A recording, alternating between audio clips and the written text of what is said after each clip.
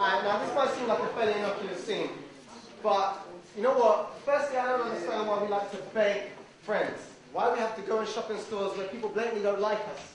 They blatantly don't like you, they don't treat you with respect, but you're begging. Now I'm going to have to start on not just clothes stores, so I'm going to have to start on even food shops as well. You know, like how many of you guys actually shop at Jackson's Catering? Jackson's Catering. Jesse, Jermaine, Jackson, always out on the Millennium Green. Yeah. Start representing the community. Now the reason why I say this is because I'm going to have to lay into an old friend of yours. I'm going to have to start talking about KFC. No, I know, you don't want me to start on KFC. We all love KFC. But, alright, KFC, does anyone know who the guy on the picture in KFC is? Colonel Saunders, that's right. His name is actually Harlan David Saunders. I'll forget about him for a second. It's a guy called George Wallace, yeah? George Wallace, born in 1919 in Alabama. Does anyone know where Alabama is? Yeah. Does anyone know how serious that place is? Yeah, that place is serious. And he was born there. He wanted to be governor of Alabama, right? So he wanted to be governor of Alabama. In 1958, he ran an election, but he lost the election. And he lost the election because apparently he was too nice to black people. So what he said was no one will ever out-nigger me again. That's where his words. So he employed, to sort himself out, this guy called Asa Earl Carter. Asa Earl Carter happened to be the leader of the military wing of the Ku Klux Klan. The guy who castrate people's balls, you know, that type of stuff. Like cut off their legs. They used to lynch on average one black person every week in America, right? This was a serious kind of guy. So George Wallace, he also came up with the slogan, segregation now, segregation today, segregation forever. Alright? That's exactly what he wanted. He was a serious type of guy. Right. Now, I wonder if you can guess who the largest financial contributor to his campaign was. Colonel Saunders, that's right. Colonel Saunders loved that man. He loved that man, he wanted to run with him. He even tried to run with him for governor in the late 60s. This is a man who Martin Luther King described as perhaps the most dangerous racist in America. And we love that damn chicken. We love that chicken. And even though I'm telling you this, you guys are still going to go and buy that chicken. Because we like to beg friends. Alright, so that's what I'm saying is, you know what, it's a situation where you should buy from people who like you. Fubu, before you buy you. Ferratucci, you know, all those designers who actually make clothes for the community.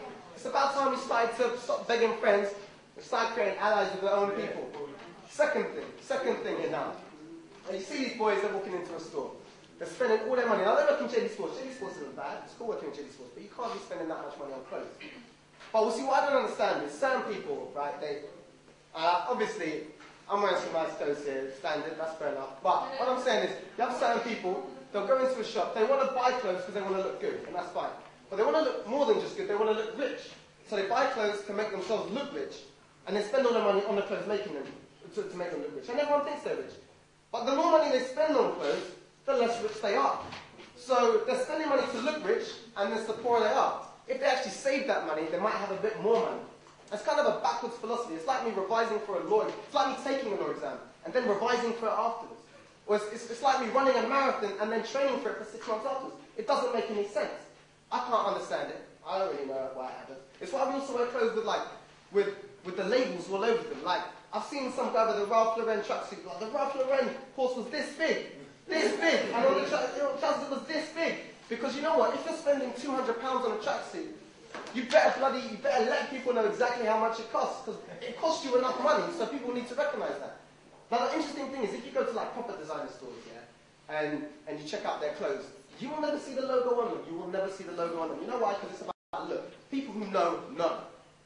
So, but poorer people, see, that's Armani. They design clothes for these types of people. They design the clothes with the massive logos because they know that you're dumb enough to buy them for the price they are, so that you look like you get the money. That's cool. So, but you know what? I'm not here. It's not about black or white. It's not about right or wrong. It's just about logic. If you want to make money, then do that. Has anyone seen pictures of Bill Gates? Does anyone know what the guy looks like? The guy doesn't really dress that good. He wears jumpers. It's fairly standard. Corduroys. Because he's rich, and he stays rich because he doesn't spend all his money on clothes. And furthermore, he is rich. Why does he need to prove he's rich?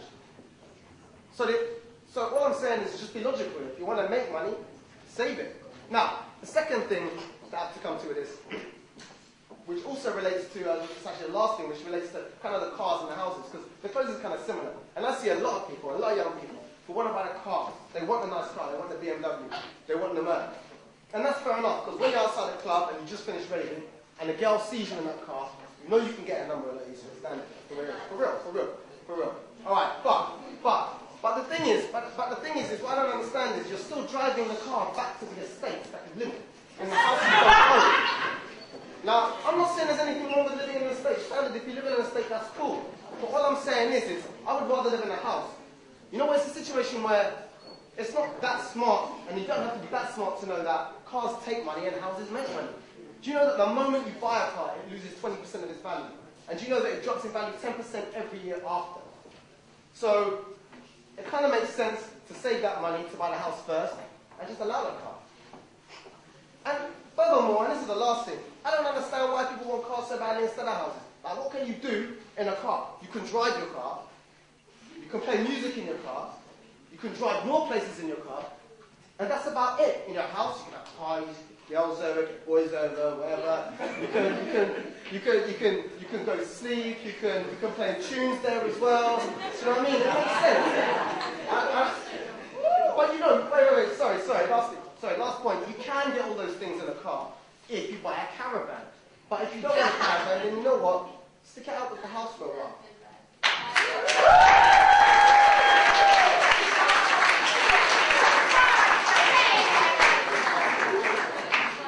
So we're going to have to finish there. We're going to cover more things.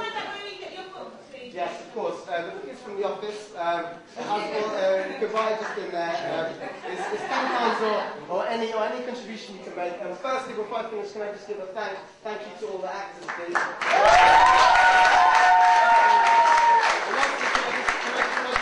Before we finish, can I just leave you with five things that we can do just to take away with us. Number one.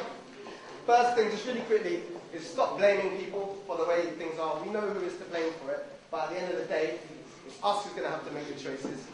Number two, get educated. And I'm not saying that because education is part of the blah, blah, blah. I'm not even saying that. I'm just saying get educated because typically those who earn degrees earn £500,000 more in a lifetime than those without degrees.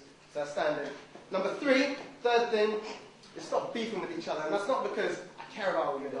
It's just because the more you beef with people, the more it comes back to you. As we saw during the summer, when people go out and do stupidness, it will come back to them. Standard. If you want to stay alive, then just allow it. Number four, and this is controversial, very controversial, is if you've got issues and there's someone who's messing around and acting stupid, then go to the police. Now, I know that might sound out of order, but ask yourself this question. Who's the people who tells you not to go to the police? It's not you guys, it's the people who want you to stay where you are. Because the less you go to the police, the more the people acting foolish, that they can continue doing what they're doing. If they know that every time you do something stupid, you're going to go to the police, they're not going to continue being stupid.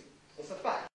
And lastly, is just to take a bit more pride in yourself. And again, I don't say that because, you know, all that, blah, blah, blah. I just say that because logically, there are so many things that you can be proud of.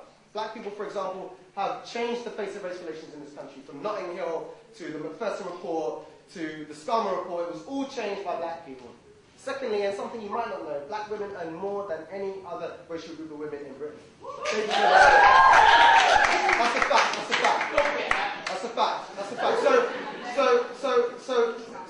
So two things before you leave. Number one, when you see another young person, instead of just giving them that look and that when you catch eyes with them, just give them a nod. Instead of like that whole situation where either if I look at him, he's gonna think I'm weak, and if I look down, just give him a little nod. Trust me, it works. Seriously, it works. And yeah, just a little nod like that. And the last thing is, try to stop making black about eating fried chicken and you know the 5-day T-Mobile pass and you know whatever else. Let's seriously try and make black about something different. Like make black about owning your own house. Hold on. Getting a degree. All right. Staying crime-free, not having a criminal record, and lastly, being on time. Thanks very much.